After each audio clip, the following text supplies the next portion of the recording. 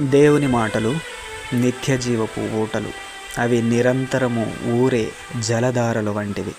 మనకు దాహాన్ని తీర్చే నీళ్ళలాగో ఆత్మీయమైన జీవితానికి కూడా దాహాన్ని తీర్చగలిగినటువంటి శక్తివంతమైన మాటలు దేవుని మాటలు.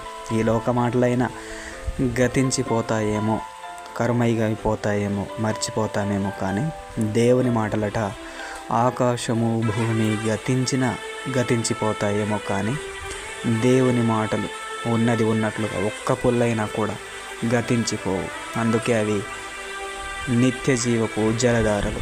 తేనె కంటే తీయనైనవి, ఇదిగో ఎంతో బలము కలిగినవి, శక్తి కలిగినవి. అవి సుత్తెవ లాంటి మాటలు. అవి సూటిగా ఉంటాయి, అవి బలంగా ఉంటాయి, అవి బలాన్ని ఇస్తాయి. అగ్ని లాంటి మాటలు మనల్ని కాల్చేస్తాయి, సరిచేస్తాయి.